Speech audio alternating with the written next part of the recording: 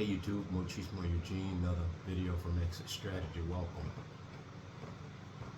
Hope everybody's doing great, or as best as you can. Today I want to talk about the fact that we shouldn't be concerned about payback because God is going to give the wicked back pay. Not only payback, He's going to give them back pay. I use the term back pay because everyone can relate to back pay as it regards to if someone is liable, be it a company, for wrongfully, let's say, terminating someone, and they somehow you retain a lawyer and you go through the process, the legal process, on and on and on, and consequently they are found to be in error, and you are compensated for the wages that you've lost, and that is sometimes called back pay. Or if they made a mistake on your paycheck and something got taken out of your check, you get the back pay for lost wages. So we know that. So a lot of times with the narcissist, if you're being real and you're being human, you want to see them get payback, even if you don't in yourself contemplate it yourself doing anything to them, and God forbid that you're thinking that way, because I'm here to tell you it is easy to encourage someone, don't take matters in your own hand, but I'm here as living proof, and I've never had to do that. And trust and believe the process of what God is going to do. He is not only going to pay them back, He's going to give them back pay. And that's just in His natural order of doing things. God is not wicked. God is not for evil. He despises evil. He says you must hate what is wicked, what is evil, and love good. And people in the society we live in use the word, they love to try to, and you got to be careful. This is all matrix thinking, matrix jargon, matrix gibberish.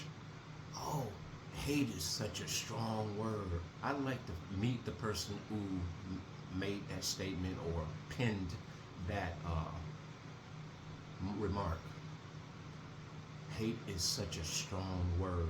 Do you ever think that a narcissist ascribed that word to keep people docile, to keep people who wrongfully accuse others and do treacherous things to good, well-meaning people, so that would give them a pass? I do.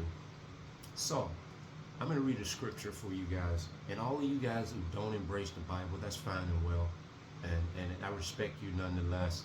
I always tell people, as I've heard in times of old, if you don't believe in the Bible or believe in God, just believe I believe in Him. Maybe that may be enough to kind of get you in a position where God can do something in your life and become effective and help you see Him as He is. And I pray that for you. But in the meantime, everybody's welcome here. It doesn't matter to me. I do hope, in fact, that you do find that center, and for me is God, and through the blood of Jesus. That is what I know, and that is what is been a reality in my life. So I'm going to read a scripture for you guys. I'm using one of my old phones here. Isaiah 13, chapter 13, verse 11. And I Googled stuff, and it said what God says about punishing the wicked. Isaiah 13, chapter 11, verse. And it say, this is God, and I will punish the world for their evil, and the wicked for their iniquity. And I will cause the arrogancy of the proud to cease, and will lay low the haughtiness of the terrible. And there was another one I had,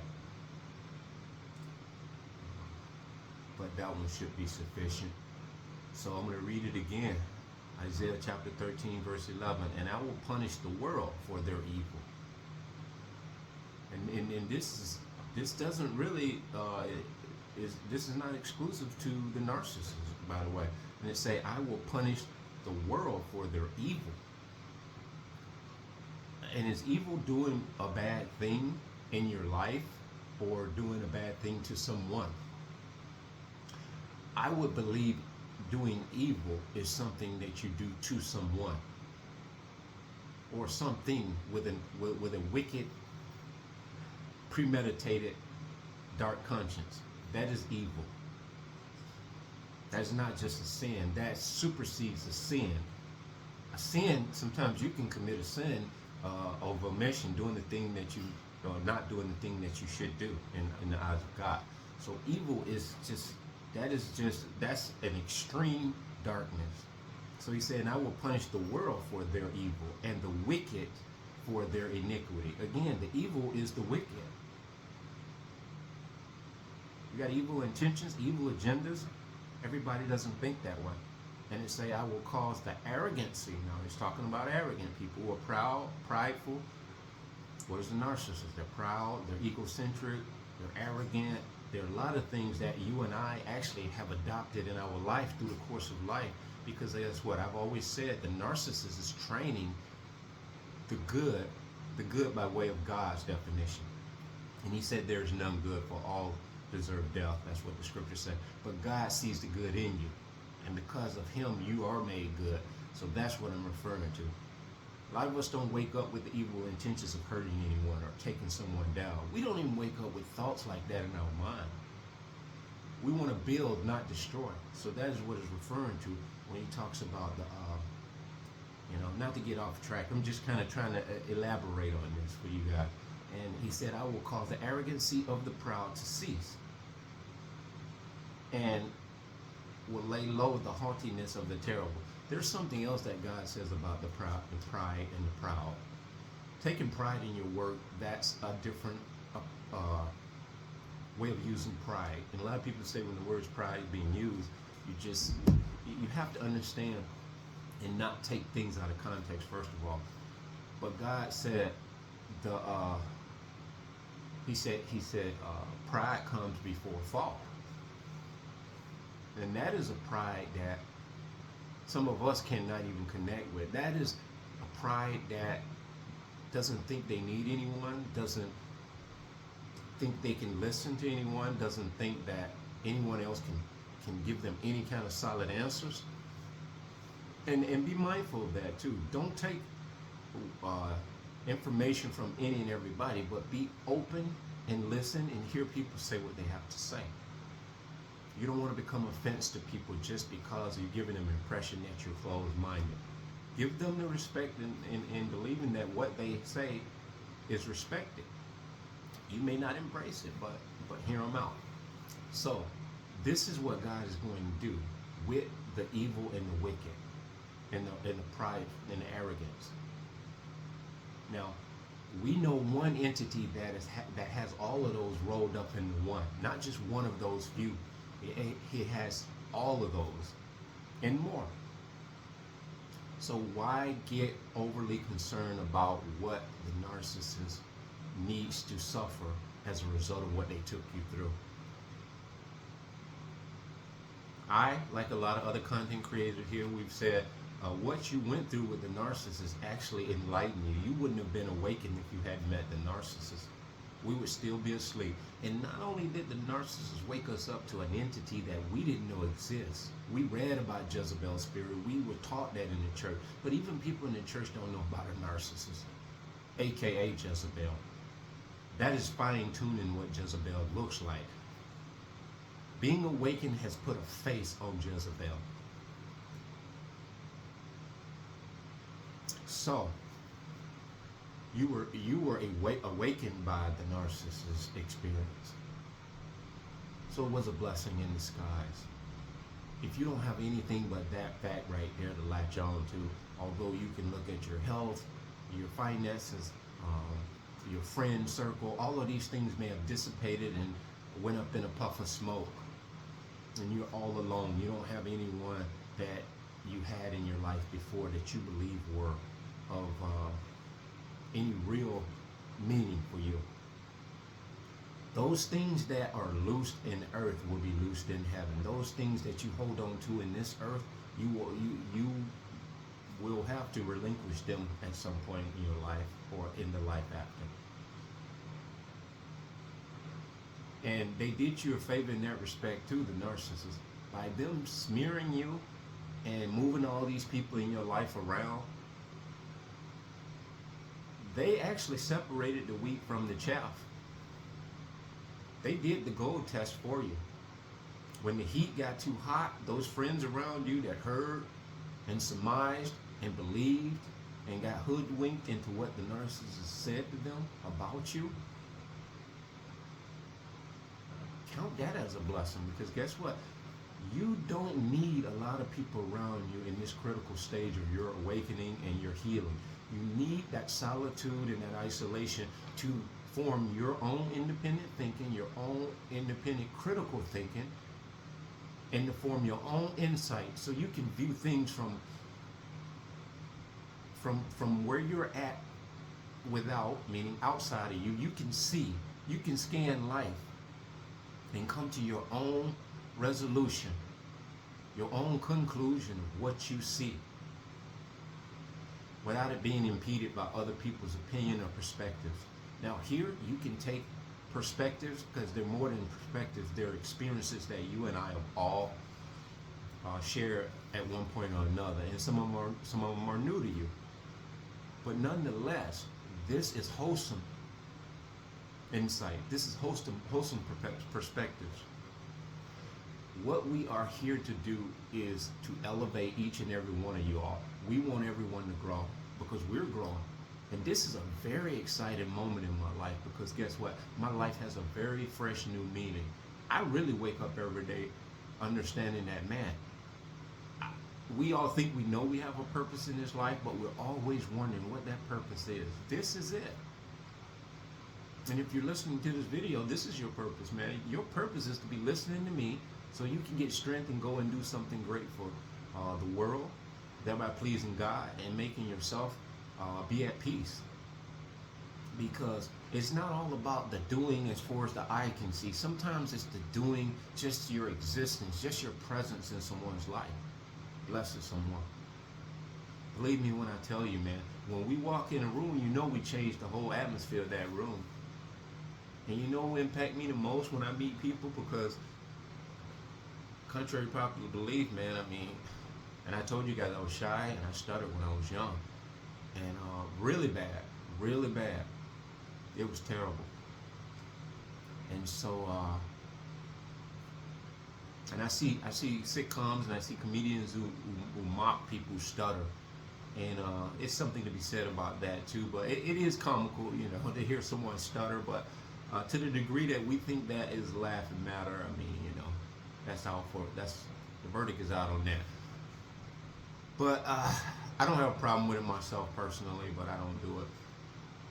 You now are in a position where you probably don't have a channel. You don't do any YouTube. You probably are, like someone commented to me, they said, man, I've been watching your videos for, I don't know, paraphrasing something he said to that degree. And it kind of touched me, because I said to myself, man, you know, I appreciate you stopping in, man. You know, that really does give me a reason, give me clarity to the reason why I'm doing this. So to some degree I said that. But if you can connect with what you believe is your purpose, and you can kind of challenge yourself to do that, and you know, I have a regular life. I do stuff apart from sitting in front of this video. I go through ups and downs too, but they don't last that long, because I'm too busy looking at what is so great in front of me that I can't wait to, you know, to kind of inspire and be led to do. I don't really know exactly what the next thing's gonna be, but when it happens, I know. I know when it's happening in the moment. I know it, and it just feels so fluid. As before, we were doing things semi-autonomously, but we were just going along to get along. The hustle and bustle of the matrix. What a miserable existence, man. You're liberated if you're awakened. You're liberated if you were in a narcissistic, abusive relationship and now are out of it, or even maybe contemplating getting out of it. I salute you if you are at least watching this video, because this may be that one video that helps you determine that today is the day I'm out. And so you really have to understand the payback is not yours. I remember when I first got out of this situation with this woman and she left my house. And this is full disclosure. She worked for independent living, the adults that are some disabled, but they go and their family members drop them off. This is in a place that they do activities, play bingo cards, whatever you might have it. And then the family comes and picks them up. Now, they work at the front desk. A lot of these narcissists, covert, they'll work up at the front desk. Why? Because they have access to all of these people, family information, addresses, phone numbers. This is supply on steroids. And she worked part-time, 4 hours a day. And I was wondering, why are you so exhausted? I know now why she was, because literally a whole man or two, maybe even three, I saw one individual on a surveillance camera after she left, and thank God it was after she left, because hey, we already know a man doesn't take kindly to having someone sneaking in his house, and a woman allowing him to be snuck in her house, or a woman allowing him, a woman doesn't take kindly of a man, her man letting a woman come in her house. This is some treacherous stuff, man. So my bigger point is, she worked for this independent living place, and she worked half a day. And she had access to all of this stuff. Shortly thereafter, I don't know how long after, I called and I reached out and I said I'd like to speak to the supervisor here. And the supervisor was on vacation at that point, and they was like, you know how these nosy ass people are. They're like, oh, what is it concerning? Well, I don't want to disclose that to you. I want to speak to the supervisor, which is who I asked for. I'm very direct with that, because when I suspect you're being nosy as hell, instead of saying ain't none of your business, I can be polite and be rude at the same time, intellectually rude. And so I said, or articulately rude. And I said, it is not a concern to yours. I want to speak to the supervisor, is what I asked. And I say, if she's out, when will she be back? And can you give her my number to call me? And in fact, the woman called me back. You'll go through this. Because what I wanted to do, and I justify this in some way, and if I'm wrong, you guys comment, let me know. But I did it on the side because if these people were, when you say handicapped, disabled people, and these family members are coming here, bringing these people and entrusting this administration to care for their family members, and they not to have somebody in here creating havoc. So in my mind, I wanted to rid this place of her, rid this place of these cockroaches, bed bugs, infested narcissists. And so those were my sole intentions for wanting to speak to this woman. Now you gotta understand, this is when I was awakened to the point where I knew I didn't want to be impulsive. I didn't want to just air it out like, oh, you better get rid of her, she's a narcissist. That was not my approach. I thought about it, I did some soul searching about it, and I said, how can I connect this dot with this woman in just a few words? I don't recall exactly what I said, but I'm going to paraphrase, and I believe when she spoke to me, she said, I'm the supervisor, blah, blah, blah. I say, you know what? I am someone who was very connected to the individual, and I named her. And I don't, well, maybe I did or I didn't. And I nodded. I think I kept it all blank. And I said, well, they work at your front desk. They are a secretary. From what I know, they work there part-time. They have a disorder. And the disorder that they have, they've made movies about stuff like this. I say they sit in a position where they have access to phone numbers, critical, sensitive information about people where they live. And I say this person is leveraging this stuff.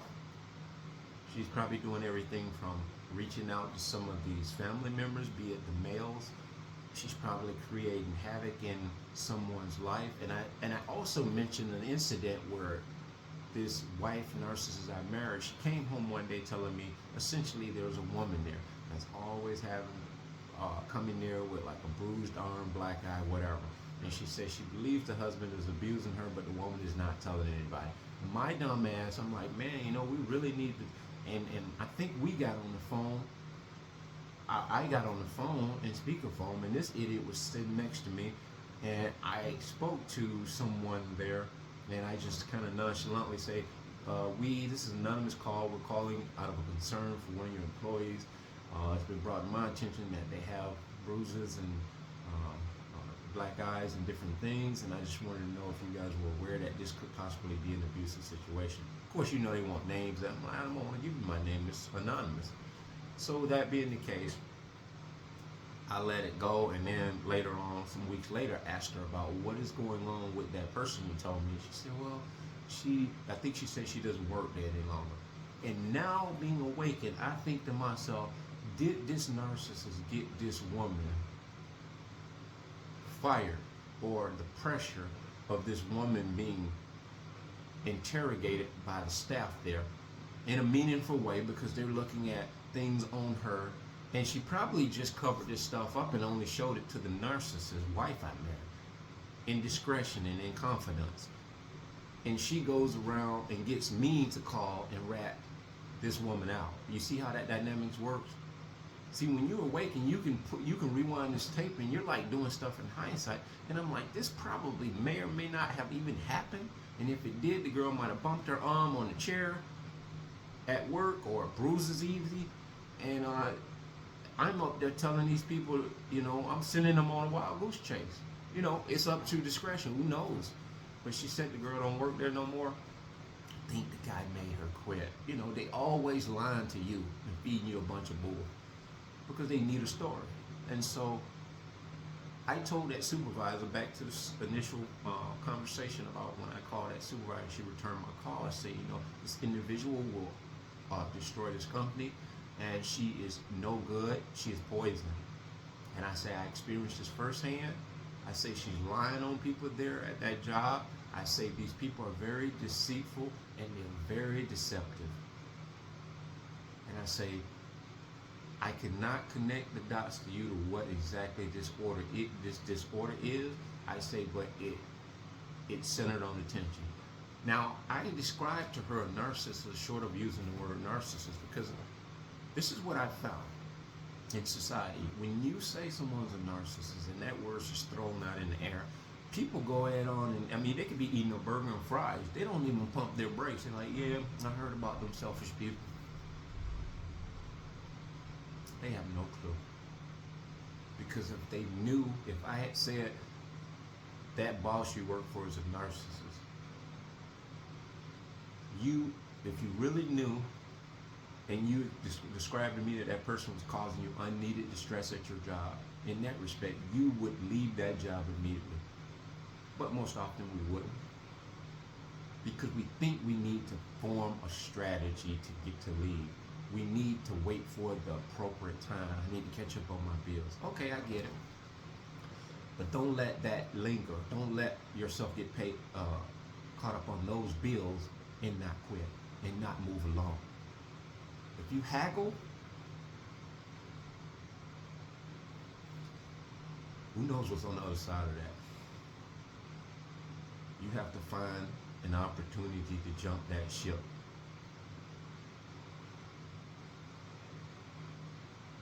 Some way, some shape or form.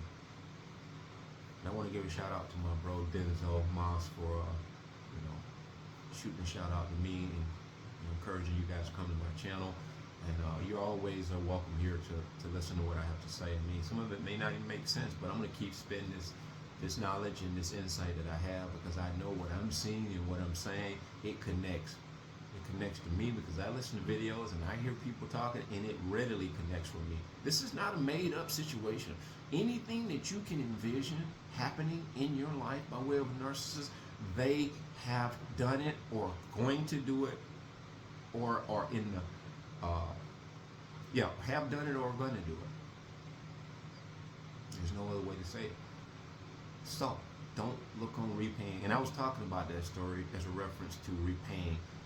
I did that.